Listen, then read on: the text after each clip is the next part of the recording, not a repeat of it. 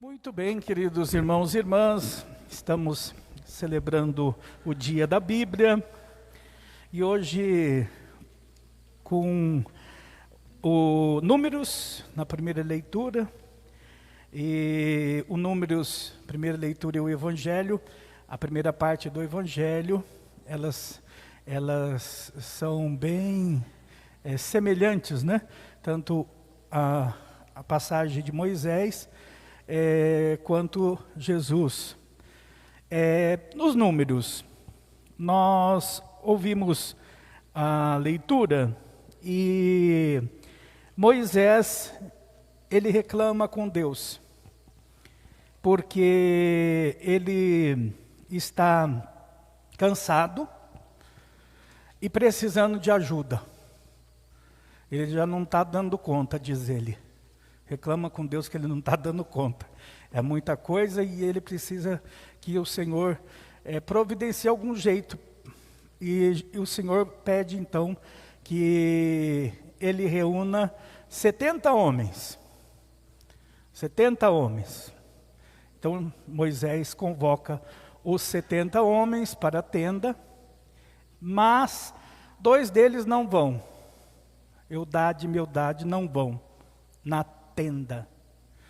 Mas o Senhor retira o espírito de Moisés e reparte o espírito de Moisés para estes homens que ali estão. E o espírito também chega até os 2, quer dizer, os 2 também recebem o espírito de Moisés, né? E acabam também profetizando. E aí alguém vê os 2 profetizando e vão contar para Moisés. Olha, nós vimos, tem dois homens aí, e eles estão profetizando. E Moisés diz, que bom se todos profetizassem. Ai, que bom seria se todos profetizassem. Então, de um lado a gente vê um grupo com ciúmes, né? Com ciúmes, onde já se viu um negócio desse, né? Até Moisés diz, né, se vocês estão com ciúmes, estão com ciúmes, né? Porque o Espírito chegou àqueles que estavam fora do acampamento. E isso pode acontecer, né? E acontece. O Espírito pode chegar fora do acampamento, né? Fora das paredes do templo. E a gente não pode ficar triste por causa disso, né? A gente deve ficar contente. Acho que aqui na primeira leitura a gente tem que se alegrar como Moisés, né? Moisés fica contente, Moisés fica alegre. Alegre por quê? Porque as pessoas estão sendo profetizadas. Quer dizer, a ajuda que ele pediu para Deus está acontecendo. Conosco também não pode ser diferente, ficarmos tristes, porque outras pessoas, além do templo, da casa de Deus, também recebem o Espírito de Deus. No Evangelho, essa primeira parte do Evangelho, também são ditos, né? Esse Evangelho são ditos, e essa primeira parte, alguém chega para Jesus e vai dizer para Jesus, olha,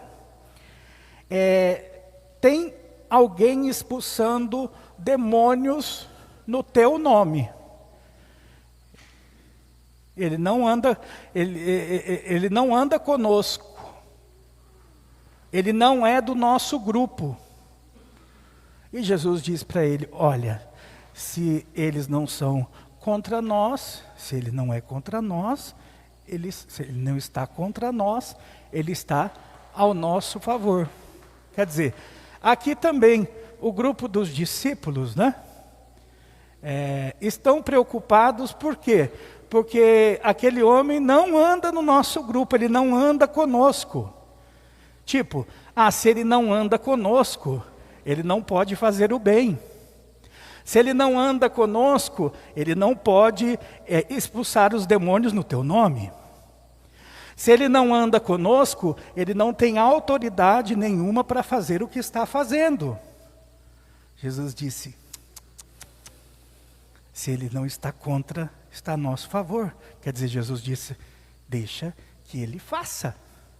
Deixa que ele faça. Tá. Depois Jesus fala da água, né? Um dito, aqueles que dão a água para os que são de Cristo, receberão a recompensa. Depois Jesus vai falar do olho, da mão e do pé. Se o teu olho te leva a pecar, arranca-o. Se a tua mão te leva a pecar, arranca. Se o teu pé te leva a pecar, arranca-o. Engraçado que a turma fundamentalista, aqui não são fundamentalistas, né? Claro, Jesus não está dizendo para ninguém arrancar a mão, arrancar o pé, arrancar o olho. Jesus está dizendo, olha, quando o teu olho cobiçar alguma coisa, ou antes que ele cobisse alguma coisa, arranque o mal pela raiz. Se o teu pé te leva a pecar, antes de que ele leve você a pecar, arranque o mal pela raiz. Se a tua mão te leva a pecar, arranque o mal pela raiz. Antes que aconteça.